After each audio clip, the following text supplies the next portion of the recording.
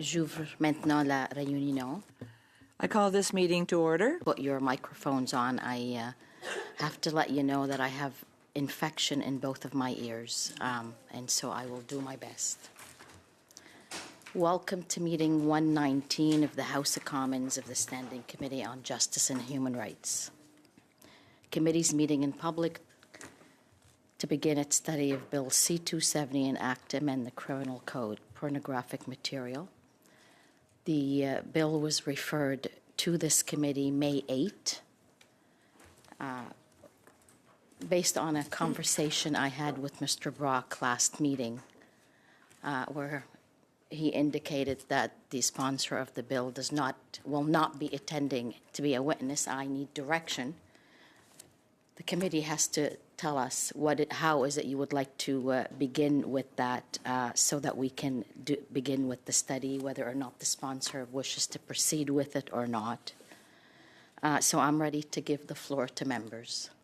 Mr. Maloney. Thank you, Madam Chair. I wasn't privy to that conversation. I must say I'm very disappointed to hear that.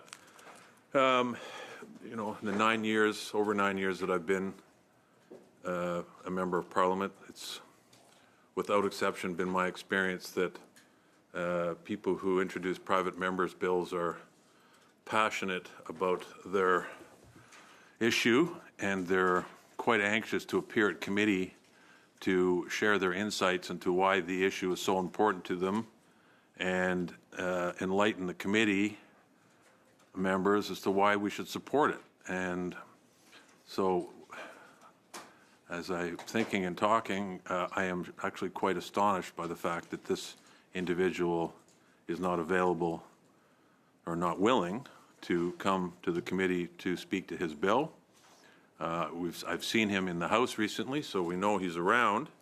So just to make the wishes of the committee crystal clear, I would like to move a motion that the committee invite Arnold Viersen as the sponsor of Bill C-270 to appear for 1 hour as soon as possible to begin committee consideration of this legislation, which we are tasked with dealing with. So I can't imagine that there would be any opposition to this bill, or this motion rather, around the table, but I guess I remain to be surprised, as I sometimes am, by events at the committee and in Parliament. So there it is. I hope we can deal with this in very fast order so that we can move on to other pressing business. And I do have another motion I would like to table subsequently, extending the time, which I will deal with later, but it deals with extending the time for 30 days for this committee to consider the bill,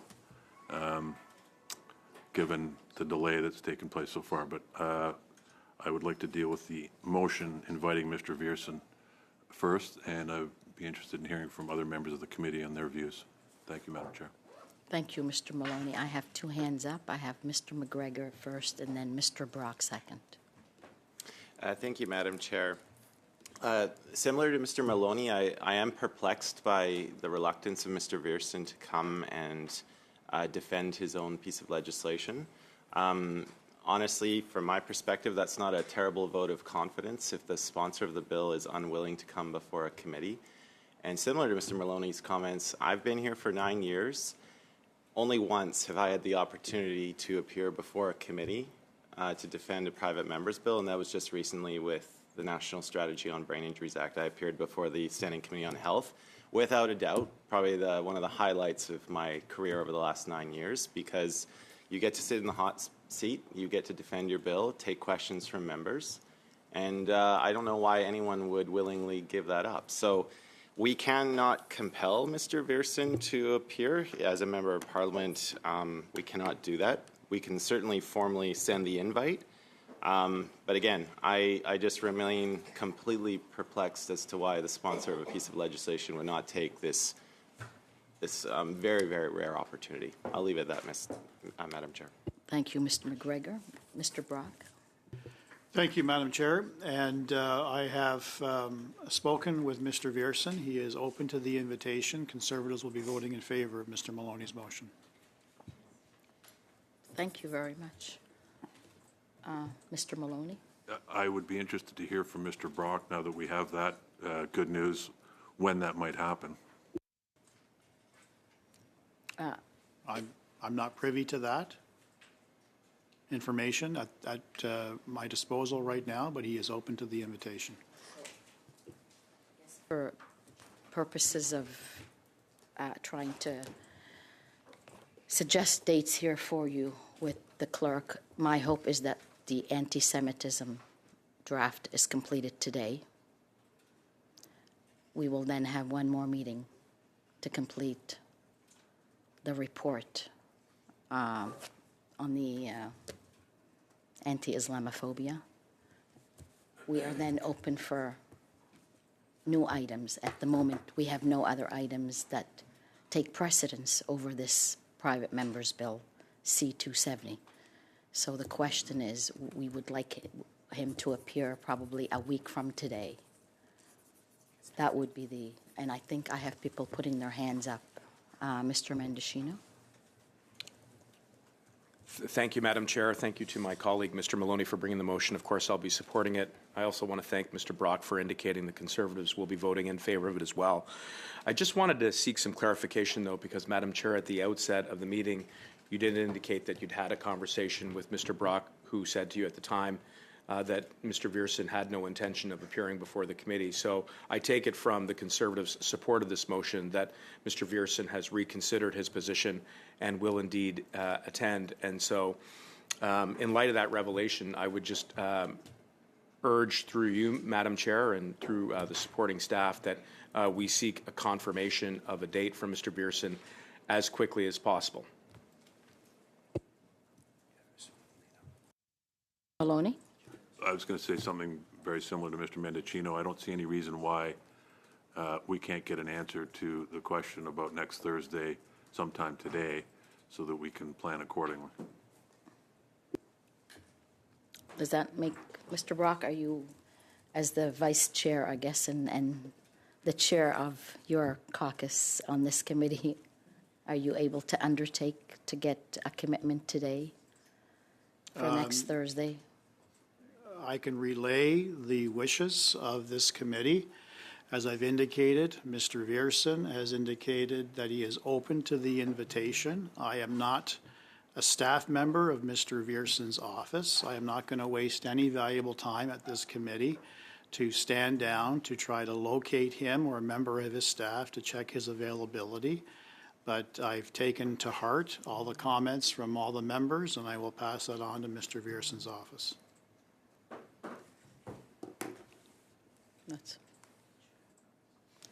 So I will, I respect that, and we hope to get an affirmative answer then as soon as possible in order to plan our schedule for next Thursday.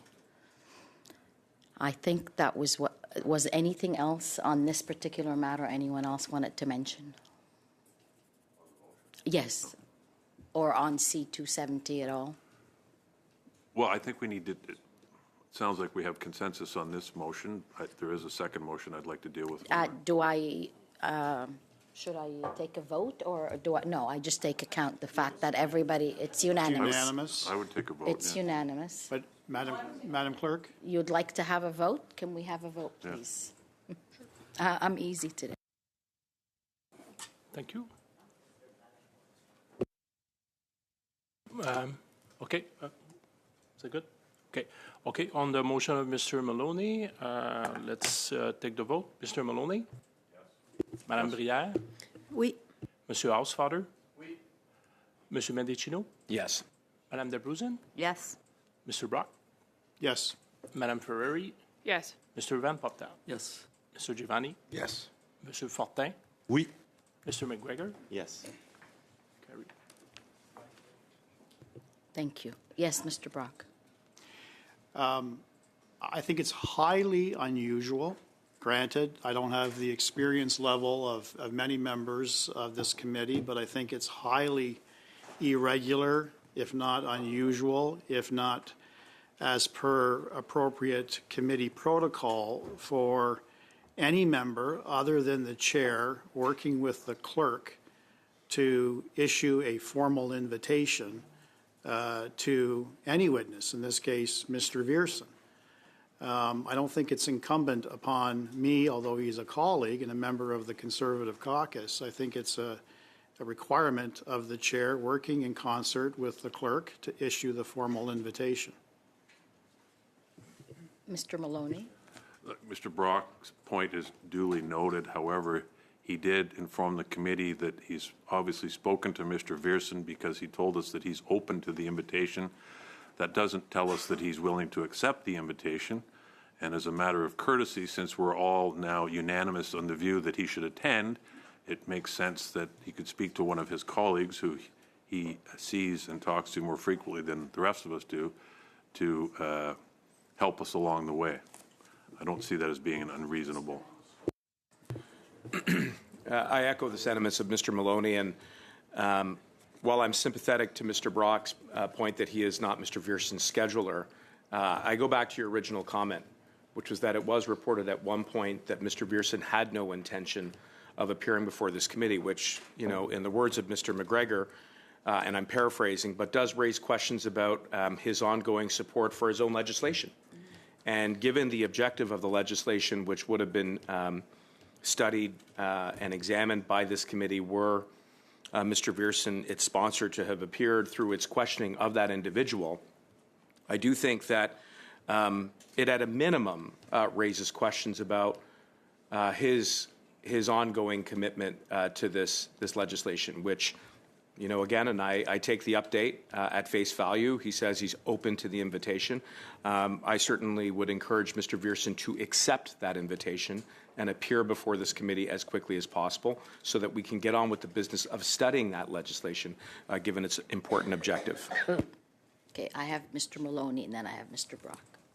Thanks, Madam Chair. Now that we know that Mr. Viersen's open to the invitation, and we're hoping to get an answer as soon as possible, but this issue of dealing with the bill has taken longer than anticipated for the reasons we're talking about. So I would like to move another motion that the committee requests an extension of 30 sitting days to the period of committee consideration for Bill C-270. Mr. Brock? We have unanimous agreement on motion number 1 for the invitation. I encourage the chair to move forthwith to issue the formal invitation to Mr. Viersen. And I now wish to move another motion, and that it's a dilatory motion to proceed to business of committee. We're in debate. No, this is not. This is a dilatory motion. I move that we move to the order of the business of the day, which is to return to the anti-Semitic study. That is the primary purpose. I have the floor, Mr. Bruson. I was correcting you so that you Okay. think that we're actually I doing still an have the floor, anti-Semitic Mr. study. Bruson. Just wanted to correct that. Thank you for the interruptions. My understanding is this is a dilatory motion. Mr. Clerk is acknowledging in the affirmative that it is, and I wish to move on to the anti-Semitic study. It's anti-Semitism. Semitism. That's what they're trying to. So, okay, yes, we will move on to that. Let me just, to clear up the record, the clerk will send another invitation to Mr. Viersen to appear. And as you all know, and just a reminder, an invitation had already been sent previously for him to appear. So, but we will send again another one today. Now, I think what I will do is declare the public part closed. No. On the motion. Oh, sorry. Oh, we need to vote. Sorry, Mr. Okay. I was. Oh. Weather No, this no. morning, so. All right. I was. Can we please vote then on Mr. Brock's motion? Yes. Do we need a recorded vote? Yes, okay. So on moving on the next item of business on the agenda, Mr. Maloney? Madame Brière? No. Mr. Housefather? No. Mr. Mendicino? No. Madame de Bruzen? No. Mr. Brock? Yes. Madame Ferrari? Yes. Mr. Van Popta? Yes. Madame Giovanni? Mr. Giovanni, I'm sorry about that. Get that right. Yes. I'm very sorry. excuse me, Monsieur Fortin. Oui. Monsieur McGregor. No. So it's six no. I think that takes us back to the motion then to request an extension for 30 sitting days. Mr. Maloney, please. Madam Chair, we can get back to the order of things that we're discussing, including the study on anti-Semitism, within minutes if we pass this motion. We have clear agreement for the other side that they want Mr. Viersen to be here. We're just simply allowing for an extension of time to accommodate his what obviously is a very busy schedule. So we don't need to debate this motion. It's a yes or no. We can get on with it and get back to the business at hand. So if there's any further discussion on this, I can only interpret it as an attempt to prevent Mr. Viersen from attending this committee, and because there's no other way to look at it. Mr. McGregor and then Ms. Ferrari. And then Yeah, I've seen this scenario play out before with Bill S-210 at the Public Safety Committee. There was a conservative filibuster at the Public Safety Committee which prevented us from completing our study with witnesses, and it also prevented the committee from doing a clause-by-clause review of the bill. So we reached the deadline and the bill was automatically reported back to the House. If we don't extend this, we're going to face a similar situation with C-270. And again, if we just had a simple yes vote to this, I think it's very reasonable to ask for an extension. What I do think is completely unacceptable is for this committee to completely abandon its duty to do a fulsome study of each piece of legislation that comes before it. We need to have witnesses. If Mr. Viersen doesn't want to come, fine, we can proceed with other witnesses. But I will not tolerate a delay to this bill which prevents us from doing due diligence and a thorough clause-by-clause review.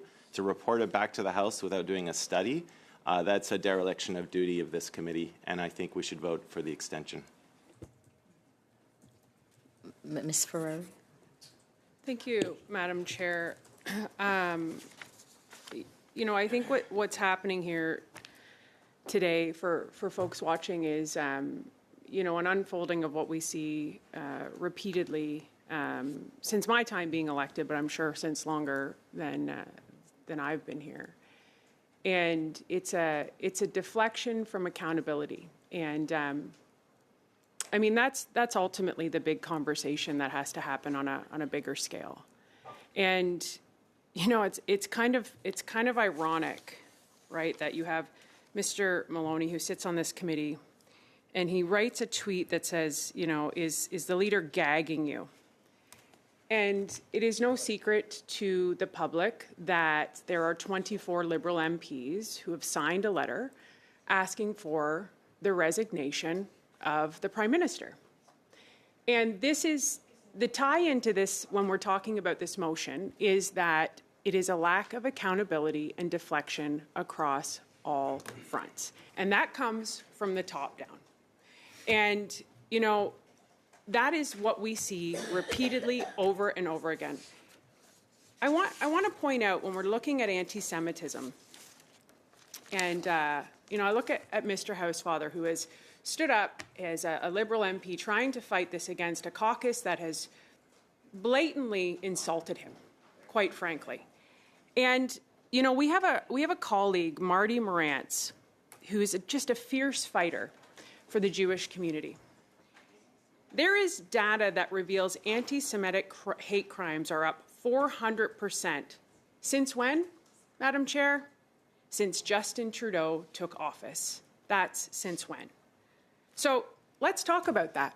Let's talk about the rise in anti-Semitism since Justin Trudeau took office. Let's talk about sexual assaults that are up 75% since Justin Trudeau took office. Let's talk about sexual violations against children that's up 119% since Justin Trudeau took office. Let's talk about forcible confinement or kidnapping, up 11% since Justin Trudeau took office. Let's talk about indecent, harassing communications, up 86% since Justin Trudeau took office. Point of order, Madam Chair. Mr. Maloney. I haven't the slightest idea what this has got to do with the motion that we're debating right now. I don't either, quite frankly. Can you tell me the relevance? Otherwise, I'm going to have to ask you to speak on the motion that we are requesting 30 sitting days in order to study the bill before we send it back to the House. So if you can repeat that again to me, Madam Chair, for clarity for my own self, what's the bill that you think doesn't have relevance to what I'm saying? The motion, sorry, that doesn't have relevance to what I'm The saying. motion that you are speaking to, or supposed to speak to, is that the committee request an extension of 30 sitting days to the period of committee consideration for Bill C-270.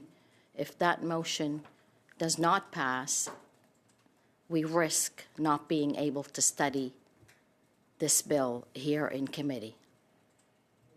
So I think everything I've just said is extremely relevant, Madam Chair, and to my member across the way. Let's study a bill that is going to help change the criminal code so that you don't have violent repeat offenders under legislation that the Liberals put in place, C-75, where it is a catch and release, where the most heinous of criminals, who I know the member opposite, Mr. On a point of order. It's just, my question is she suggesting that she's supporting the motion, in which case we could just go to a vote, because we're actually providing the opportunity to Mr. Viersen to be able to speak to this important bill. We're actually trying to save it by giving the extra 30 days because he has been so busy. That's what he says. But if we're going to talk about transparency, what is he actually trying to avoid by not appearing here today? And I think that is the question. So if Ms. Ferrari is suggesting that she's going to support us in allowing us to do this important study of this bill, which we agree, then maybe we can That's just go to a debate. vote. That's debate. Oh, well. Ms. Ferrari. Madam Chair, I think what they're missing is they're stuck on a person coming to testify at this committee, which the clerk must invite. Okay, that is standard procedure. What we are saying in the Committee of Justice, that under this Prime Minister, under these Liberals and NDP coalition, crime has never been so rampant. So yes, we would like to study bills that are going to help Canadians feel more safe. Point of order, Madam Chair. This is verging on ridiculous. I'm going to clarify here. I've already said, and I will say it again, the sponsor of the bill, this is not a member, this is not a witness from the outside. This is the sponsor of the bill we're talking about, who has already been invited by the clerk. So just so that there's no misunderstanding here or any mixing of words, the clerk will re-invite the sponsor of the bill. Re-invite? Has he already been invited? Yes. Thank you for clarifying. And we have been seized with this bill since May 8. Okay. So Thank you for that. And so I think what I would like to circle back to here is that this isn't this is the games that you see repeatedly by the Liberals. And so I want to read this because this is really what it comes down to. They actually don't care about public safety. And I'll read the tweet by Mr. Maloney into the record. Justice Committee is ready to study Arnold Viersen's private member's bill. We'd like him to appear to speak to this bill before the deadline. Arnold, will you appear, or is Pierre gagging you because you keep fighting against women's right to choose? And this is the classic Liberal way. Oh, we're losing, so let's talk about abortion. And the last thing I need, Madam Chair, through you, is some Liberal man to tell me about my right to choose. What we are here to do is to point out the justice failures of this government. And this is the reality that they have. Point of order. And so they laugh. Point of order. okay, before you go to the point of order, the clerk is. Mr. Viersen was invited on September 26 to appear at the meeting of Monday, October 7. So I don't know how many points of orders I have here, but Mr. Brock? Thank you, Madam Chair. The display of several members on the opposite side of this committee room is disgusting. Laughing and mocking the commentary from a colleague on a very important issue is absolutely disgraceful. So I want to raise that firstly as a point of order. Secondly, they should be showing a modicum of respect, and instead of catcalling, from the other side of the room, allow my colleague to finish her intervention. They too will have the floor at some point in time, and we will extend the same respect. That's how this committee should be working. I guess I don't know if I'm supposed to respond to that, but I don't really see any more mocking from one side or the other. I think I've seen enough on my left side as well. But in any case, I'm going to go back to Ms. Ferrari. I raised the point of order because they were talking over my colleague. That's why I raised the point of order. Mr. Bruson? If I may say, I was actually just agreeing with Ms. Ferrari that I don't want a man like Mr. Viersen deciding my right to choose. So I was actually showing support. Okay. Ms. Ferrari, please. So what I was saying at the beginning, where, you know, obviously the Liberals want to interrupt me. I get it. They don't want to hear this. They don't want this public. They don't want the record of their prime minister, which, quite frankly, most of them don't support. All you have to do is go to question period and see the empty benches and see what's happening. You know, that is the reality. And so the tweet of gagging is so hypocritical when you have literally a guy. Listen, this is the former parliamentary secretary to the prime minister who was on record just days ago saying this man is a full-blown narcissist and a dictator. Like, that is what you're dealing with. And then this Liberal member has the audacity to say you're being gagged by our leader. I want to talk about the bill at hand because this comes back to the public safety crisis that's been created in this country underneath the Liberal and NDP. So the bill is the enactment, amends the criminal code to prohibit a person from making, distributing, or advertising pornographic material for commercial purposes without having first ascertained that at the time the material was made, each person whose image is depicted in the material was 18 years of age or older and gave their express consent to their image being depicted. And, you know, that comes back to, everybody says, what's the relevance of what you're talking about? This is the Justice Committee, and the stats, just go outside. This is what I can't stress enough, Madam Chair. So, you know, they've made their position clear of what they're trying to stop here, and it has nothing to do with justice being served in this country. It has nothing to do with the public safety crisis that has happened under the watch of Justin Trudeau and his incompetent ministers. That is the reality of what we're saying. Trafficking in persons is up 84%. And there is a direct link to all of this and young men being exposed to pornography. So of course we want to study this. So I'm going to come back to the anti-Semitism that my colleague, Mr. Brock, has put forward to in a dilatory motion, that we get back to studying this, because clearly the Liberals have no interest in actually delving into the justice that has been just destroyed in this country and the public safety that's been destroyed. And I want to reiterate again, and I hope that we could have the support of the folks across the way, because what we've seen is we've had two studies happening in this committee on Islamophobia and anti-Semitism, and clearly these members of Parliament, much like the Liberal whole caucus, are not talking to each other. And again, I will read this into the record. Data reveals anti-Semitic hate crimes are up 400% after 9 years of Justin Trudeau. 2/3 of all hate crimes are against Jews in Canada. When will Justin Trudeau finally take anti-Semitism seriously? And that is a direct tweet from my friend and colleague and fierce Jewish advocate, Marty Morantz. And so that is what we would ask here today for the dilatory motion of that to get to it. And, you know, one final piece I want to leave this, because I know I have a lot of victims and survivors watching at home. Mr. Maloney wrote a tweet. And he said, "My heart is with all the victims who are going through unimaginable pain. It is disgusting to see their tragedy used to score political points. We all need to work with law enforcement to prevent these crimes and support victims. This has nothing to do with Liberal policy." Well, Mr. Maloney, I'm not sure how long you've been here, but every single thing has to do with policy. That is the law, and that is politics. And these politics and these policies, as you've heard directly from survivors, are killing women, children, and innocent people on the street. So for you to say this has nothing to do with Liberal policy through you, Madam Chair, shameful. Shameful.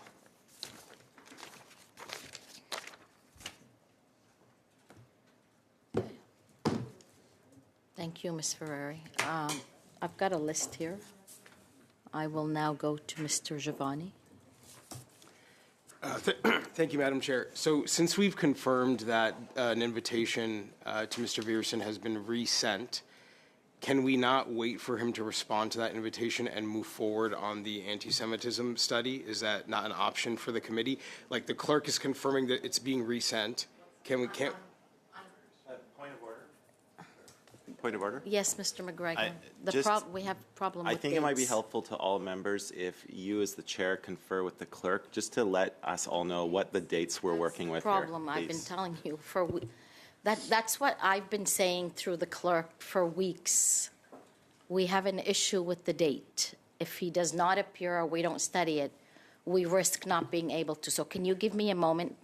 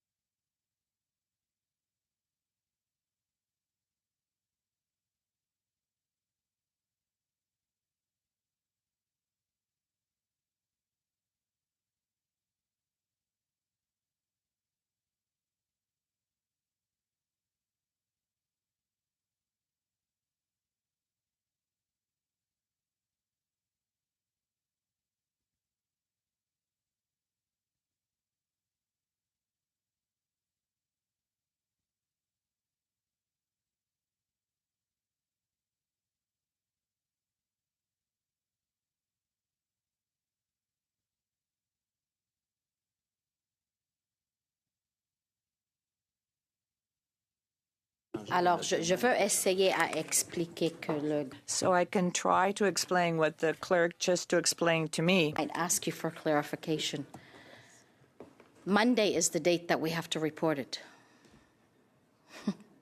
This Monday? Yes, because it's the last day that we can vote on it. On the 30-day extension. So the 30-day extension, if it's not approved now, we risk not being able to do it anymore. Because the 19th of November is the day that this has to go back. The 19th is a Tuesday, and normally they're done the Wednesday before. We don't sit the Remembrance Day week, so that's November 6th. So we are on a very tight deadline. I mean, this is not a joke. This is very serious. I've been saying this for weeks, and that's why I'm trying to do my best here as the chair. I think we all believe there's merit in this PMB. Everybody would like to study it because the contents, there's merit in it. We are on a deadline, though, if we risk not being able to do anything with it. And so then what is the question? The sponsor can choose to pull it back and not deal with it, or I don't know what the option is. I suppose you can amend it any way you want, but how would you do that if you don't study it? And then if it goes to the House without being studied, I think that would be a shame. And that would not be something that you would want the Justice and Human Rights Committee to do. So would you like to explain a little bit more on that? Sure. And we've known this for weeks. This is not new. I know we've been meeting in camera, but I've been saying that now for weeks and weeks and weeks. So if the clerk can just explain a little bit more in case. Sure. Thank you, Madam Chair. I'll try to help out here.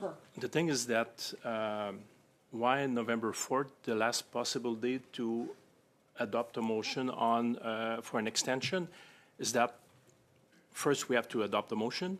Second, we have to report it to the House, so it will be on the Tuesday morning. And when you do report it, the vote is deemed asked and then postponed to the next Wednesday. So next possible Wednesday is November 6th. Since the deadline date has moved a bit, but not further to the other Wednesday, if you follow me. So our deadline for us to adopt a report to ask for an extension remains on the 4th, because we can't go any further with this. So for us, it doesn't change anything because we still have to vote at the latest on the 6th. Because if we continue further and try to vote for the 19th, the deadline will be passed, and then the bill will be deemed referred back to the House without amendments. So those are the steps and the requirements, deadline, whatever. So that's how it works, if I'm clear enough. Mr. Giovanni, do you have a question just to get some I do, clarification yeah, on that? Yeah. because I go would ahead. just like to 'Cause he confirm. stepped out for a bit, but go ahead. I just want to confirm, though, that this framing that is happening right now, that somehow the timetable is contingent on a particular witness coming forward, the timing actually does not hinge on that, that this timetable, we could just start studying this, and we don't have to actually wait for a specific witness. Is that correct? All I'm saying is that if you want an extension, it has to be at the latest on the Monday.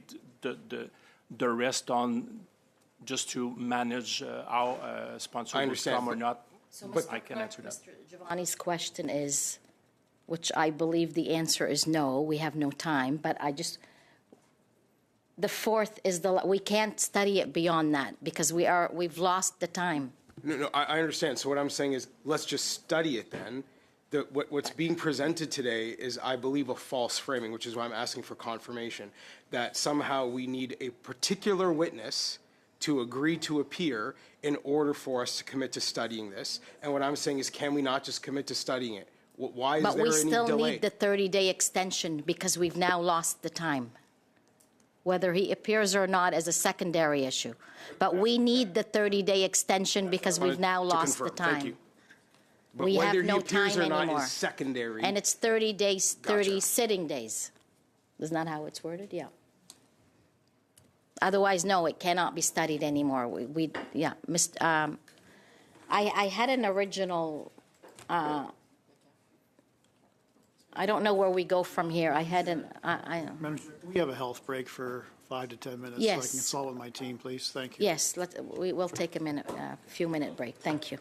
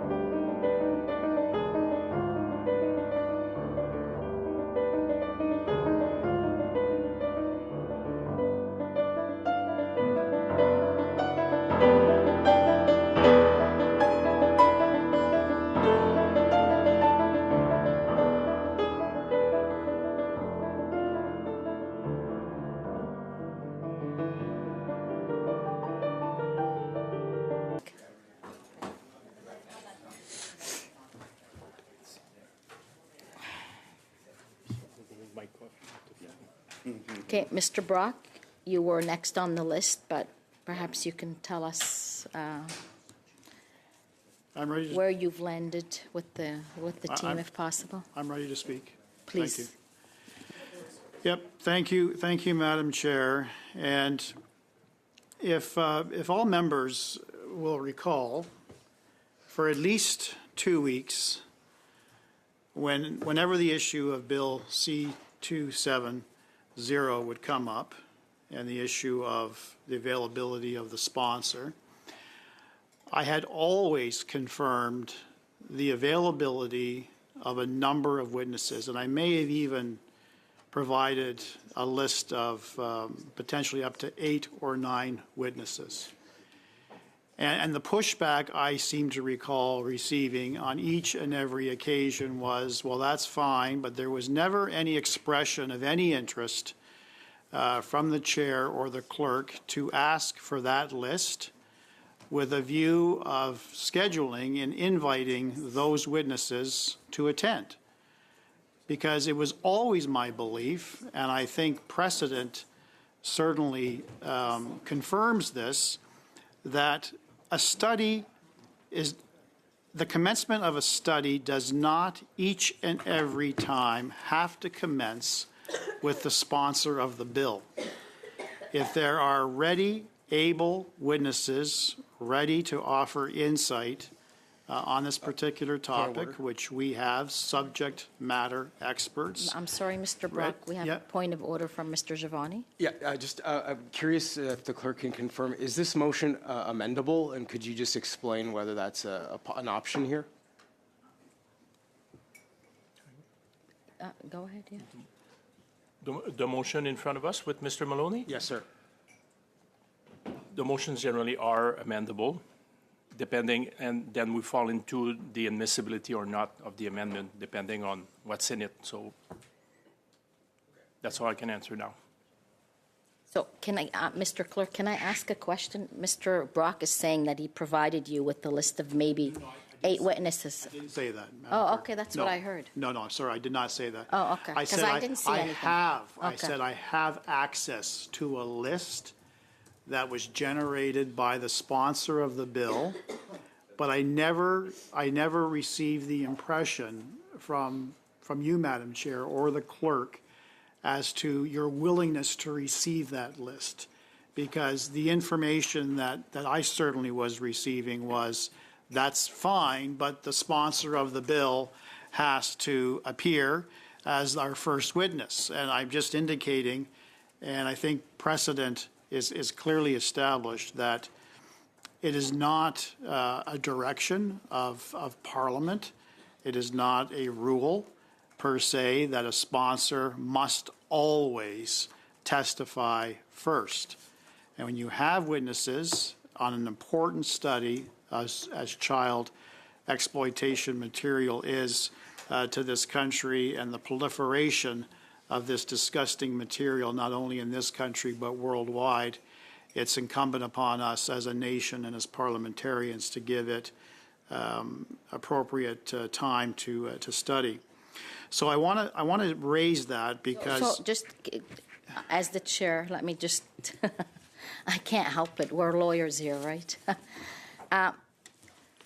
On sponsor appearing first, on page 764 of the House of Commons Procedure and Practice, and I quote, ordinarily, the first witness to appear before the committee is either the sponsor of the bill, comma, the minister responsible for it, or the minister's parliamentary secretary.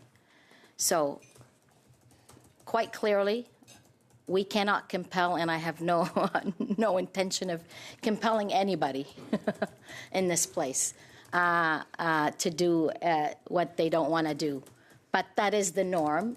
And on your list of witnesses, as long as I've been here, but even when I was a member in other committees or even this one, I never went to the chair to give them their witnesses. Everything always flows through the clerk.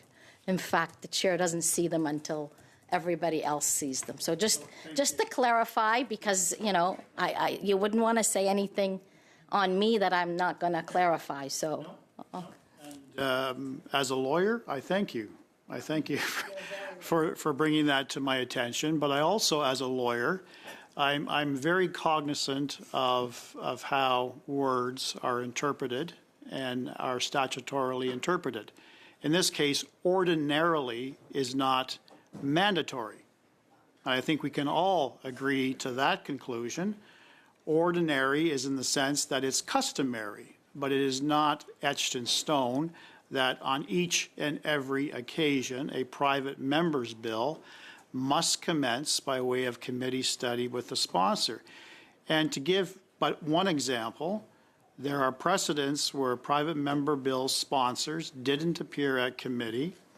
There was a block private member bill recently where the sponsor, the block member, did not appear, but witnesses in place of that sponsor did. Over the last couple of weeks, a study of C-65, the Canada Election Act, was discussed at PROC, and no minister appeared, only officials. So I guess that little example highlights why ordinarily is used as opposed to mandatory and must. So I wanted to emphasize that, Madam Clerk, because I think we all agree about the importance of Bill C-270, the content and what it means to this nation as a G7 nation, taking a stand against child pornography and its proliferation and its access.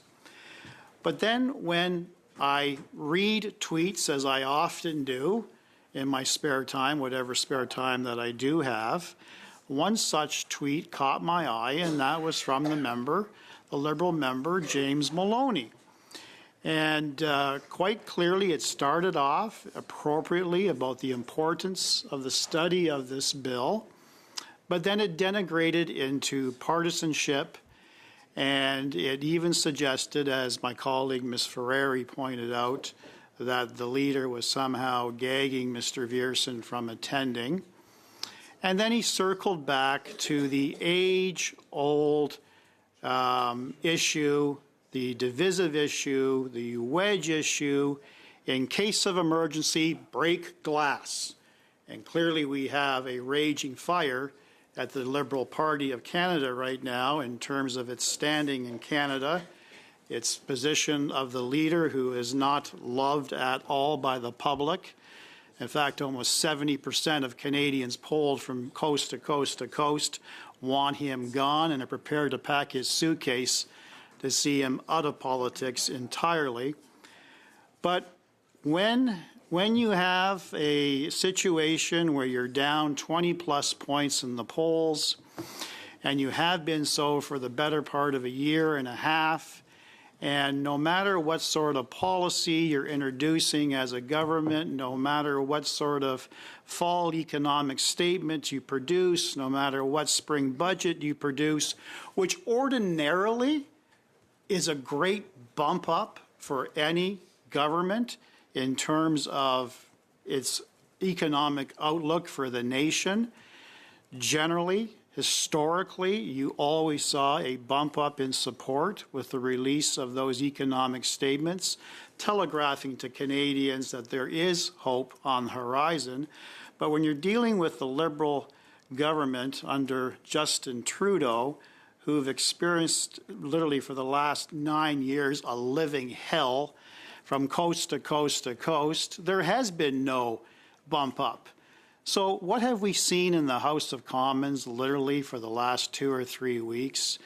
We've had the foreign interference issue that has raised its head, and somehow every member from the Prime Minister to the ministers to the backbench all claiming what is the leader of the Conservative Party hiding. He doesn't want to get his clearance.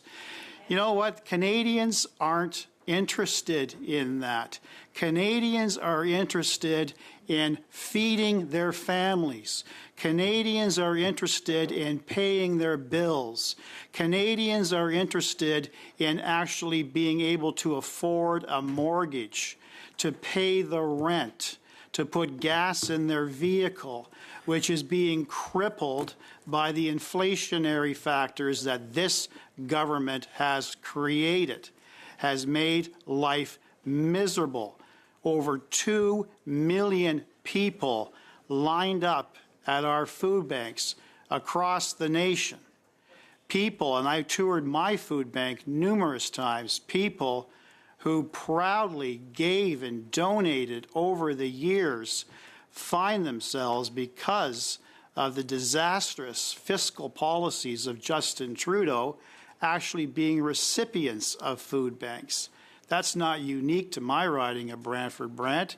It's probably happening in every member of the Liberal bench, as well as every member in Parliament. It is a fact of life under Justin Trudeau.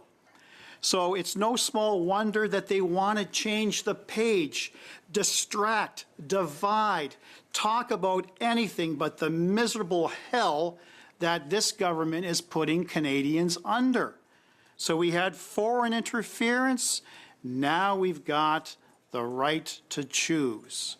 So when I see Mr. Maloney, who I have got great respect for, I've known him for some time, use that tried, old, tired approach to somehow distract Canadians. It's not working. And unfortunately, we see this happening now in committee. They don't want Arnold Viersen to proudly talk about why he sponsored this bill and why he's so passionate about victims' rights and child pornography. No, they want to get on their soapbox and talk about women's right to choose. Every one of those members. And I find it appalling, I find it disgusting and hypocritical when they say, oh, no, we care about victims' rights. Point of order, Mr. Bruson. Clarification, because the motion is to extend time to study a conservative-led bill by Mr. Viersen. And in fact, we're actually trying to give him time to appear. So I'm just under a misunderstanding, but maybe it's been clarified. Is Mr. Brock saying that Mr. Viersen does not want to appear because he doesn't want to talk about abortion, and that's the reason why we're actually avoiding this appearance? That's not a point of order, Madam Chair. Oh, I'm sorry. I was just confused. Yeah. Well, you can ask all your questions when I'm done, and I'm not done, so thanks for the interruption. I still have the floor? So look for an opportunity to pretend to Canadians that they actually give a damn about victims and are actually moving the needle when it comes to victim rights and ensuring the safety of victims generally, but in particularly this case, children, our most vulnerable members of our society who often fall prey to individuals who would harm them in the most vile and disgusting ways. That should be the focus. That should have been the substance of Mr. Maloney's tweet. But no, because Mr. Maloney's true inner voice came out. And I don't think, because I have such respect for Mr. Maloney, I don't think that was an original thought.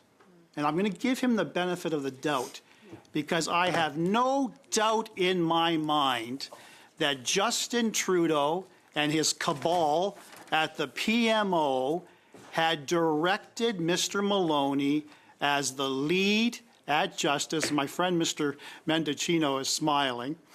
I have no doubt that the cabal at the PMO directed and telegraphed the content of that tweet to somehow weave in that little wedge issue that comes back time after time after time after time.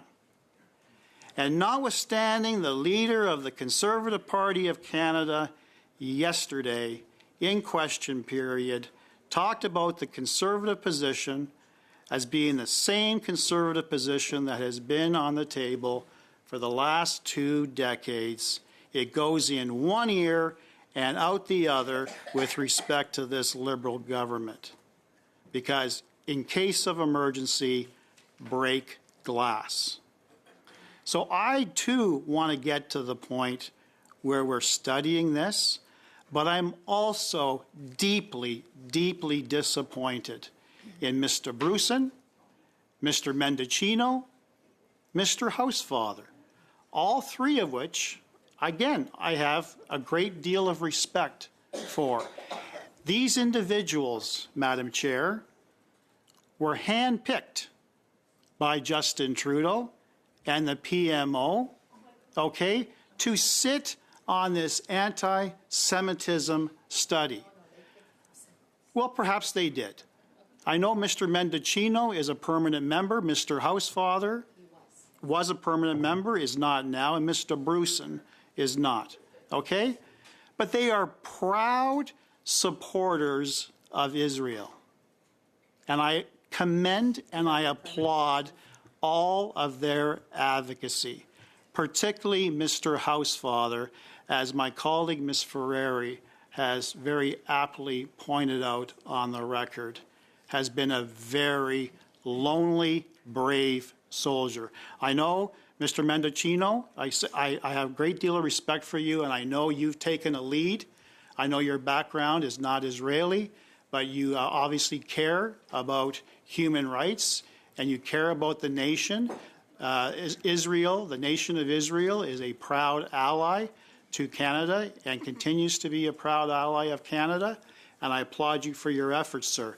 But I find it so disappointing to see all three of you who didn't want to go back to the anti-Semitism study, but actually voted in favor of Mr. Maloney to distract from the agenda that we had in our notice of meeting to get to the point where we're finalizing, hopefully, the final version known as version number 4, that our great analysts spent incredible time, very productive time putting together. It was deeply disappointing to me, and I'm sure Canadians who are watching this, to see 3 proud Liberal members who have supported Israel through this entire conflict actually vote to not get back to a study that is so important to this nation. So on behalf of the Canadians who are disappointed, I wish to raise that, because we all know how difficult it has been for the 3 of you in your caucus. You're telegraphed and you're dispatched to go to certain parts of the country and voice your support for Israel, while your Prime Minister, Justin Trudeau, your leader, sends out another team. Just to be clear, team to Madam talk Chair, about. Mr. Bruson, yes. It's just 'cause I believe that the I think convention. it's fair that you do, if you have a point of order, because to be quite frank, he's raised your name a number of times, and Thank you. So I believe in it's first pretty place, difficult for the chair to intervene, but I find that an intervention is probably necessary here. Well, also because I believe that the convention is that all comments are supposed to be through the chair, and I'm not sure, Madam Chair, if you're feeling all the feelings that are being spoken to. I personally love that, Mr. Brock feels like he's waxing poetic about how wonderful I am. That's great. But I do believe that we have something that we should be studying right now. I think that studying how the diaspora here in Canada is dealing with rising anti-Semitism is an extremely important study. And so maybe, with that in mind, we can move to the vote, and we can extend the time so we can hear from the Conservative member, Mr. Viersen, on his private member's bill.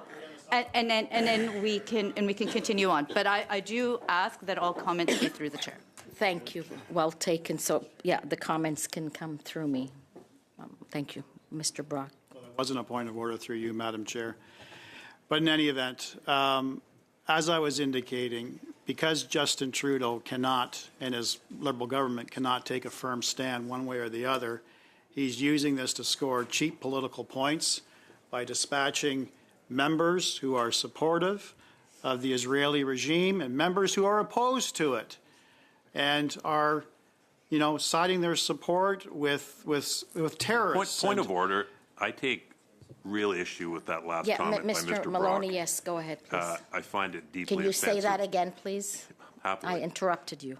I take great offense to Mr. Brock's last comment. attributing support or non-support over here when he knows it's wrong. If you want to be the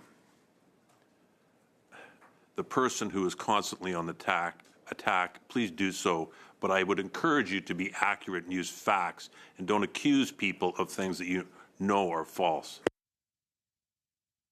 Madam Chair, again, that wasn't a point of order, but nevertheless, I haven't said one false thing yet. And I stand by my comments, because that's exactly what the Prime Minister has done and continues to do.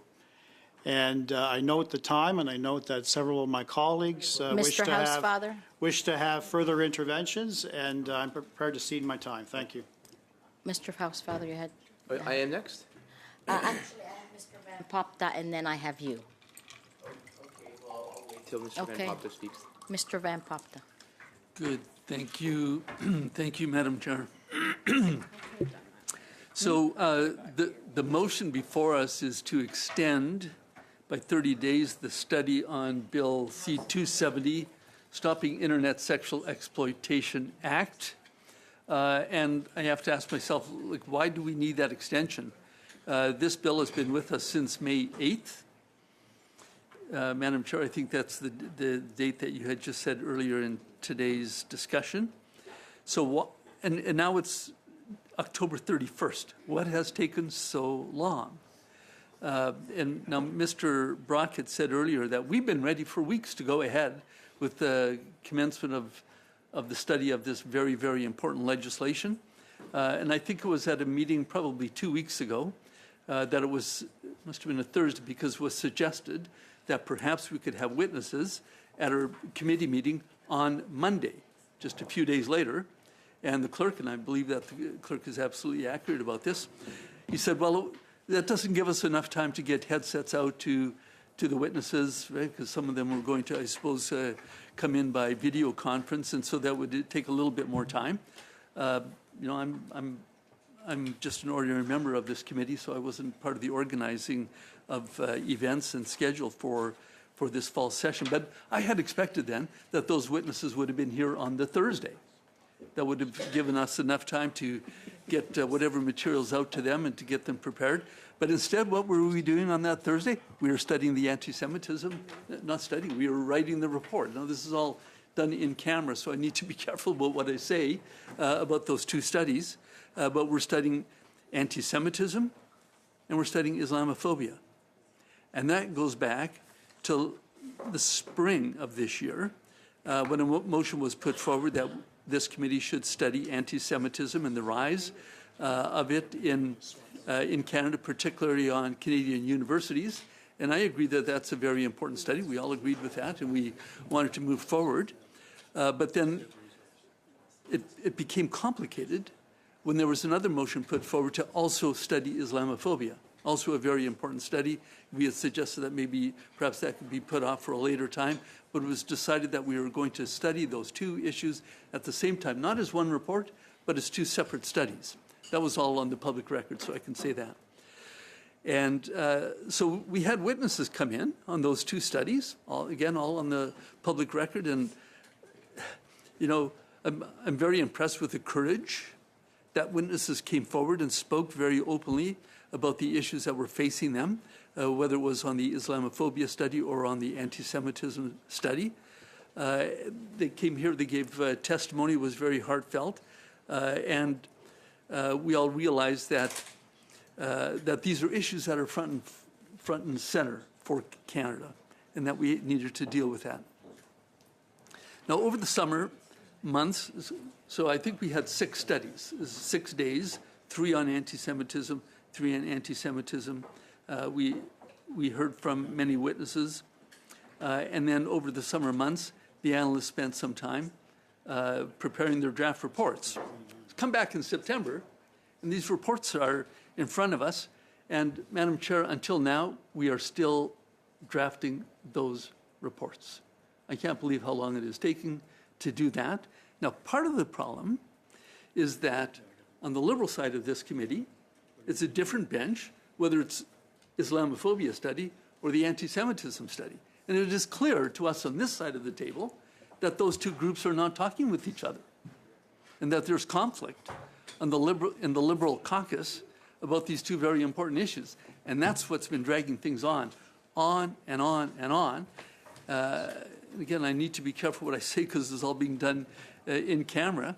But we on this side of the table are trying our best to produce these two reports so that they can be made public and that we can talk about them publicly. I had expected that today that's what we were going to be doing. We are so close on the anti-Semitism report. I think with just a little bit more discussion, we're going to get them done. And so that's why I did support the dilatory motion of my colleague, Mr. Brock, to go forward with finalizing that study. And that I believe that the next day we can go ahead and finalize the Islamophobia study. But now things are just dragging on and on and on, not through any fault of ours. And on this side of the House of the table, because we've been doing our best to move these two issues forward. I think that it would be very useful to this committee and to this Parliament if the members of the Liberal Party would talk with each other about these two important issues and resolve the conflicts amongst themselves so that we can go on and get these two studies finished. Now, I am prepared to go ahead with studying Bill C-270. I read some of the speeches that were given in the House, the major speeches on second reading. I'm not really familiar with these issues, and that's why I'm very anxious to delve into the study. But reading those speeches, I read about some of the very heartfelt testimony that has been given by witnesses who are victims of pornography. These are usually young girls who are being victimized by owners of porn sites who are making a lot of money on these poor victims. And I think that we need to get on with that study. And I think it is such a shame that the Liberal members of this committee are trying to politicize it. I, too, would love to hear from Mr. Viersen, to hear what he has to say. But when I read these tweets from Mr. Maloney, I can't blame Mr. Viersen for being reluctant to come here. He wants to come here and give testimony about the issues that are important. He wants to talk about the matters of Bill C-270, and it is clear that the Liberal members of the House want to talk about something else when he is here. I think that is just unacceptable. Madam Chair, I think that it is time to move forward on all three of these studies. Let's get the anti-Semitism study done. I think we still have time today. If the Liberals would reconsider the motion of my colleague, Mr. Brock, to go ahead and finish that study, we can then go into in-camera session, and we can finish off that study. And let's proceed with the other witnesses on the Bill C-270. Let's move forward with that, regardless of whether or not Mr. Viersen is going to come here. There are a lot of good witnesses that we should hear from. I think it would be best if Mr. Viersen were here, but it's not necessary. We can proceed without him. And I think that is exactly what we should do. Thank you, Madam Chair. So two things. One, clerks never received any names of witnesses, so if you have anything, send them over. I guess, not one. And two, I've requested to see if we have extra resources to sit till 15 minutes prior to question period today, so before I see I'll the floor, ask them. I just have one quick question. Is there enough time for us to get witnesses for on C-270 for at least one day, for one meeting? Is there enough time for that? We have to vote on. Let me get back to you on that.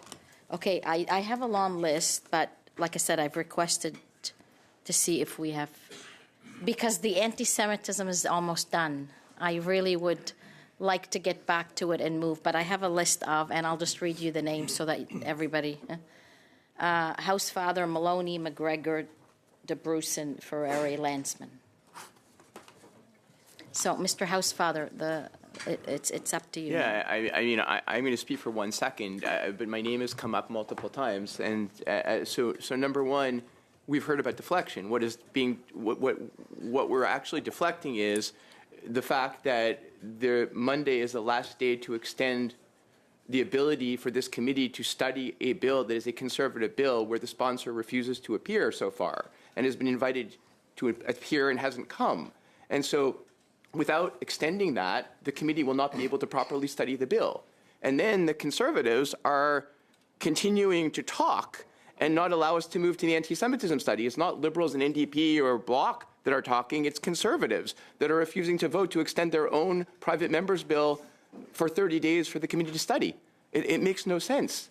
I think the anti-Semitism study was my motion. We strongly support it. We all want to get to the anti-Semitism study. I just want to note, in response to my friend Mr. Brock, I'm not an Israeli. I'm a Jewish Canadian. There is a very big difference between being a Jewish Canadian and Israeli. I strongly support the state of Israel, but I'm not an Israeli. I just want everybody to use the right lexicon. But I appreciate my friends on the Conservative side. We've worked really well together on this study on anti-Semitism so far. Let's go to the study. I think we all want to do that. Thank you. Mr. Maloney? I agree with voting on this motion. As far as I know, there's only one motion on the floor, right? Yeah, okay. Just don't. Mr. Maloney? My tweet seems to have evoked a reaction from the opposite side. I want to respond to Mr. Brock.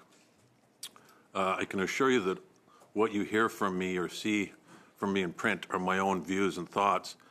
And if you think that I take direction from the PMO, I would encourage you to go talk to them and get and ask them how well James Maloney responds to direction. I'll leave that there. Look, let's be clear here. So on the other side, what I'm hearing is we want to deal with the anti-Semitism study and get it behind us, and we want to deal with Bill C-270. We could have been finished the anti-Semitism report about half an hour ago if they just voted yes on the motion, which is to do the second part of what they say they want to do. I don't know whether it's hypocritical or ironic or both. It's absurd what I'm hearing from the other side. What I heard from Mr. Brock was the person who introduced this private members bill gave him a list of witnesses, which I now have to assume means his own name isn't on it. As for the contents of my tweet, I did not raise this issue. Mr. Viersen did. This is not a break the glass scenario, Mr. Brock. The issue is in the public and being discussed about because Mr. Viersen raised it. Full stop.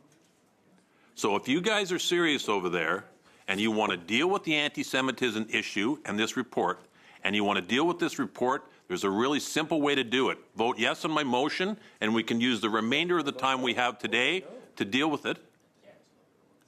And just for the record, I'm prepared to come back here after question period and listen to you talk all afternoon if your intention is to just delay and delay and delay, because my goal is to get back to that study and get it completed as quickly as possible and to get this bill before this committee so we can do our job. Thank you. So we have services till 45 past, meaning 15 minutes before question period today, if that is the will of the committee, because I really would like to finish the anti-Semitism report because it's done. There's just finishing it up. But I leave that to the members. I'm simply the chair. I now go to Mr. McGregor. Yeah, my intervention is very brief. The only people who are preventing us from going to concluding the anti-Semitism study right now are the Conservatives. Let's just get that very clear. We could be done right now if we just simply brought this matter to a vote. We are dealing with a timeline issue. We need to study Mr. Viersen's bill at this committee. It's been delayed for one reason or another, but that's beside the point. We need the extra time to call witnesses. It doesn't have to be Mr. Viersen. It can be other witnesses, but we also need the time for clause-by-clause review of the bill before we report it back to the House. So again, there's a very easy solution, Madam Chair. If the Conservatives stop speaking, allow us to vote on this very simple and reasonable extension, we can do two things that I've heard them arguing for. We can get back to the anti-Semitism study, and we can study Mr. Viersen's bill. The power's in their hands, Madam Chair. I'll let the public judge as to whether they're going to do that or not. Mr. Bruson? Oh, I actually support calling it to a vote. I'm going to cede my spot. Just let us go to a vote. Okay, thank you. So what does that mean? Can't, we still have members on the list, yeah, thank you. Ms. Ferrari? Thank you. Thank you, Madam Chair. And listen, again, I'm going to take people back to the summer. July 31st, 2024, Status of Women Committee sat. And there's a real overlap right now in terms of what's happening in Status of Women and the justice failures in this country. Because an emergency meeting was called in July. So for people who don't know, committees don't sit in the summer, but this emergency meeting was called because Stats Can released these shocking statistics. Again, right at 2015, when Justin Trudeau came into power, all we've seen is this rapid increase of crime across this country. Total sexual assaults up 75%. Sexual violations against children, which is pertinent to this study of Bill 270, is up 119%. Forcible confinement or kidnapping is Point up of order. 11%. I guess I was going to say point of relevance before you say what is the relevance of that to asking for the extension for 30 days to reiterate one last time, because I will not do it again. I've done it on and on. If we don't have an extension, the bill cannot proceed to be studied at all. Point final, that's it. Do we want to study the bill or do we not? Yeah. As the chair, I am asking the committee and you can vote on it. You either want to study it or you don't. So, Madam Chair, I am very relevant, and that is exactly what I've been trying to say. 100% we want to study the failed justice in this country. 100% we want to do that. So why am I talking about what happened in July 31st, 2024? Because the exact same thing is happening in this Justice Committee.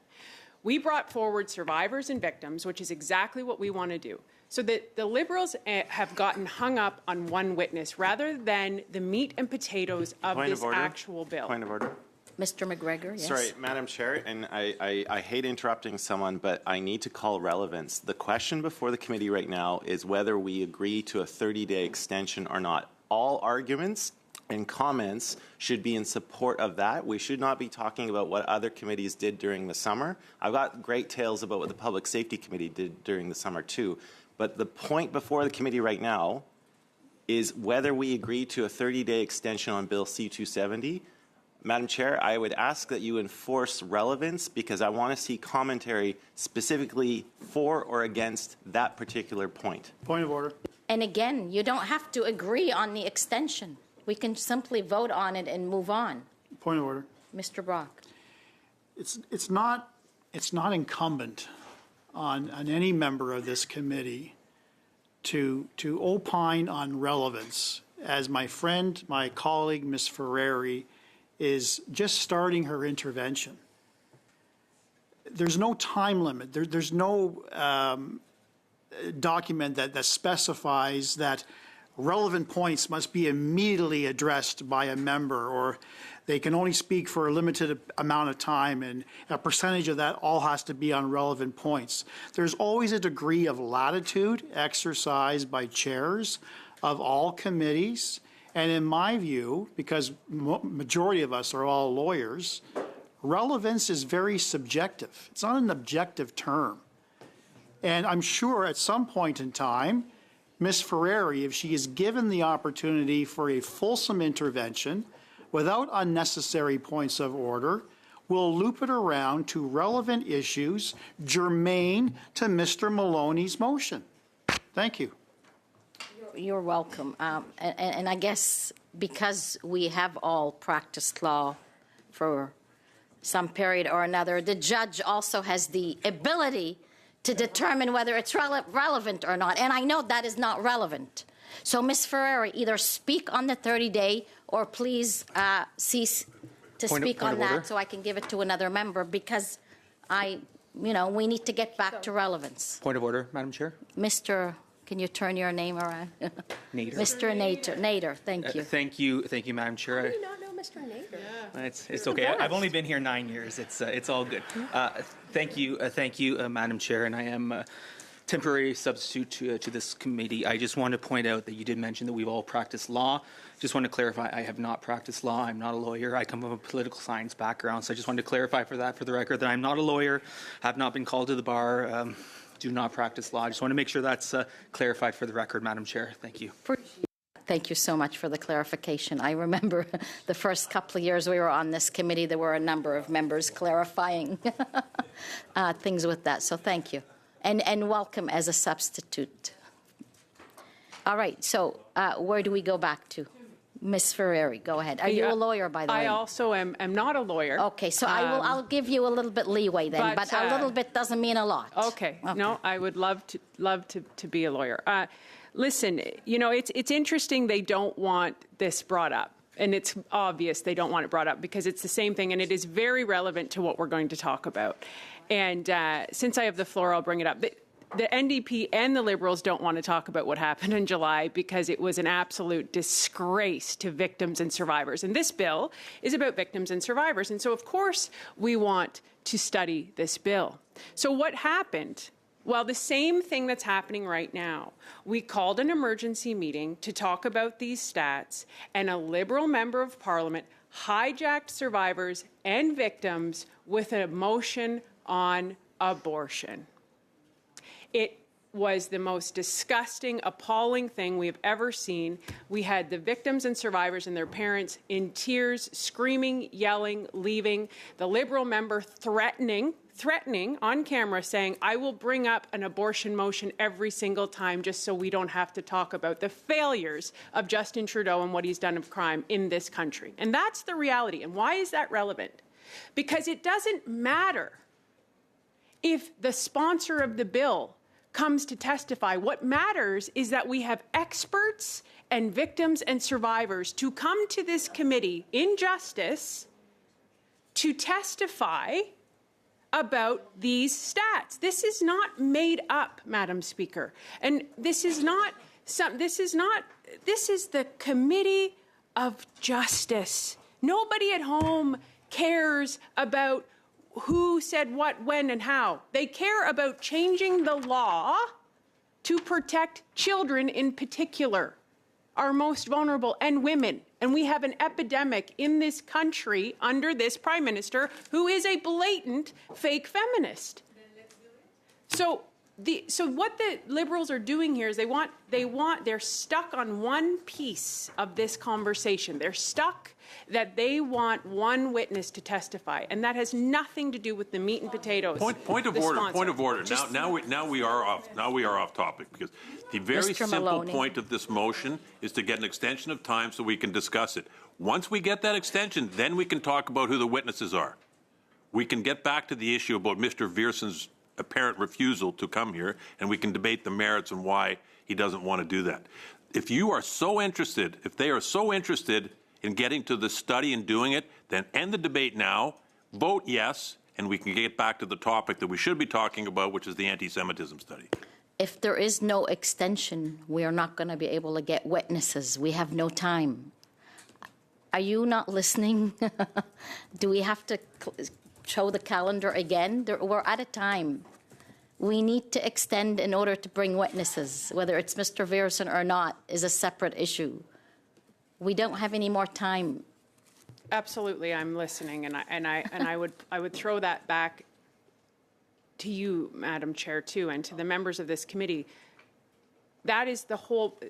This has become in cloaked. What they've done is they've put forward a motion that is cloaked. What they're really looking for is the sponsor of the bill to testify. That it's blatant. It's on Twitter, and that's fine. But they're not acknowledging the survivors and victims, which they have done repeatedly in other committees. That is what I'm trying to convey to you. And it comes back to the anti-Semitism. It comes back to the rise in crime. It comes back to all of the same things over and over and over again. You have a Prime Minister who tells one group of MPs to say one thing, another group of MPs to say another thing. He himself goes and tells people one thing to one room and another thing to another room, all while public safety and crime runs rampant in this country. So I will wrap it up there, but I think it is important that folks at home recognize how much they don't want to speak about what their tried, true, and tested tactic is, which my colleague, Mr. Brock, has brought up multiple times. They just want to deflect and turn it because the economy is failing. Food bank usage is at the highest in history. Kids are using food banks at record numbers. Housing has doubled. Public safety is Point gone. of order. Opioid addiction now we're is gone. talking about And things now that aren't Point even of order. vaguely, Mr. Maloney. vaguely relevant. Their failed record. And I'm done, Mr. Madam Malone, Chair. thank you. The issues that are relevant to this committee, not your ramblings. Those are all relevant to the committee, Mr. Maloney. Every one of them. Yes, housing. Because guess what happens when you don't have a house? You go commit crime because you're in poverty. That's how it works. Okay, well, thank you. Yes, Mr. Bruson. I do think feel Ms. it's really Ferrari important. is done. She said she's finished. I Yes. think it's really important that we clarify that the unhoused are not necessarily people who commit crimes. Like, I do not think that we should speak that way about people who are unhoused. Point of order, think Madam we Chair. For the agree on record, if that. that member would like to go watch Status of Women committee yesterday, where we're studying intimate partner violence, which directly impacts this, there is a direct correlation to people who are not making enough money, and under this Justin Trudeau government, they are using food banks at record numbers. They can't access housing, Madam and Chair, crime and this intimate is partner so violence. far off. This has absolutely nothing to do with what we are studying. Just a minute.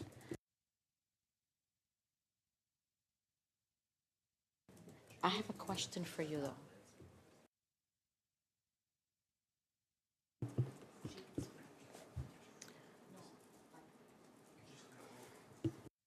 Okay. No, she's okay. She's replacing Mr. Giovanni, so that's fine. Ms. Lansman? Madam Chair. I am, like many other people, were sitting in my office wondering when this study on anti-Semitism would come forward, because it's supposed today that they were going to that this committee was going to look at the report. It's a study that I had sat in on for multiple meetings. It's a study that many Canadians came here to this committee to talk about, and since then. Since that study on anti-Semitism, we've seen gunshots into schools in this country. We've seen fire bombings into businesses. We've seen Stats Canada reports that say that 70% of the hate crimes in this country are targeted at less than 2% of the population.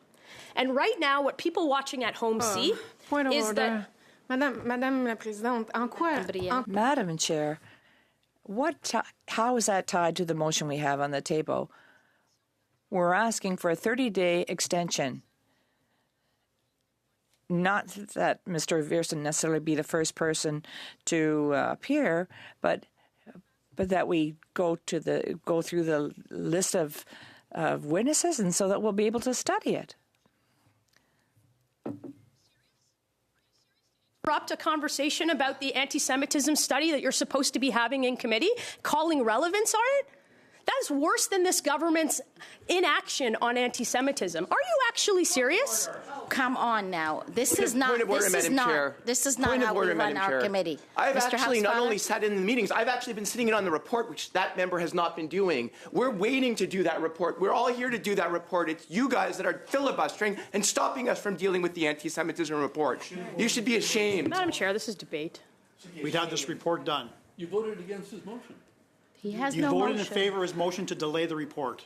You're filibustering a discussion to have a study that is your own private Madam Chair, this is my speaking time. Okay, let's get back to order. Let's be clear here. There was one motion that was put, which every member voted for. And then we moved on to a second motion to extend for 30 days to bring witnesses in. And all I hear is language and talk about other things that may or may not be relevant.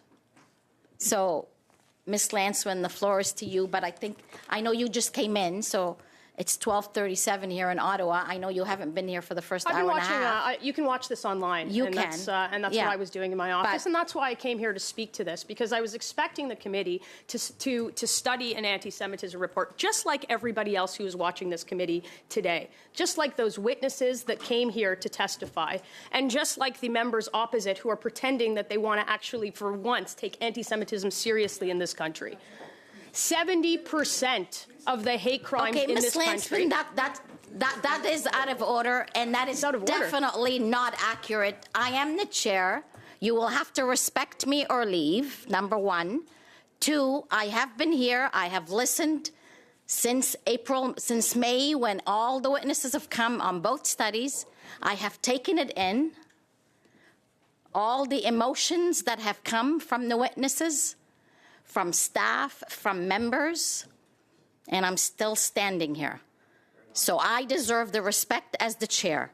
These are not easy studies, and we would like to conclude them. I agree with you, and I agree with all of you. So I am asking for you to all see a way to do that. If you would like to take a 5-minute break, I have no problem to do that if you think we can come to a conclusion. Point of order. Mr. Brock. Madam Chair, I wholly respect your authority with respect to this committee, but you have absolutely no standing and no privilege to exclude a member and ask them to leave. She is duly elected, and you do not possess the powers to force her to leave this committee. Point well taken, thank you. But I also expect every member to respect the position of the chair. And likewise, I ask the chair to exercise neutrality, as chairs are expected to do, notwithstanding your affiliation to the Liberal Party of Canada, and allow members latitude to get their point across without unnecessary interruptions. Point of order, Madam Chair. Look, the suggestion that the chair has in any way been impartial at any point during today's meeting or any of these proceedings is factually incorrect, Mr. Brock. And I think that other members of this committee will agree with me on that point. So to bring partisan politics into an accusation against a chair like that is completely unfounded. That's exactly. I was reminding her. So, listen, I appreciate that, Mr. Maloney. I really do, and I appreciate Mr. Brock, but he wasn't, and if he was, it would be ridiculous based on how I act in this committee or any other committee. So let's move on. I'm okay with it now.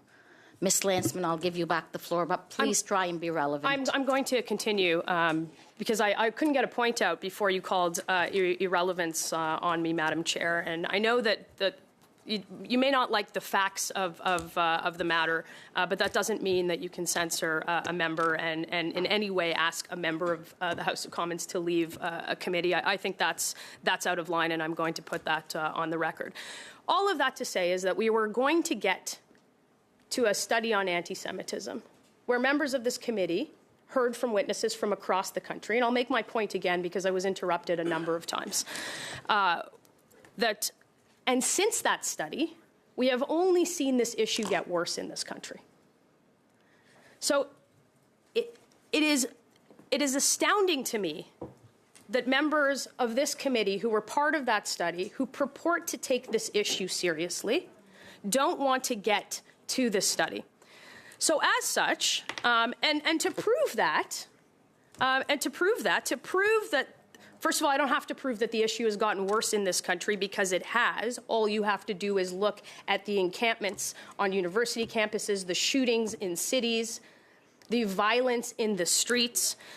But since the committee doesn't want to get there, I have a motion to prove to everybody at home that this committee is blocking the study of the anti-Semitism. We have a motion already on the table. And I have a motion, and I'm allowed to put a motion down, Madam Chair.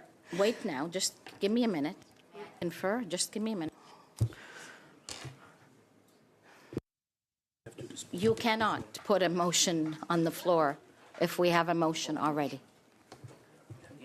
Oh.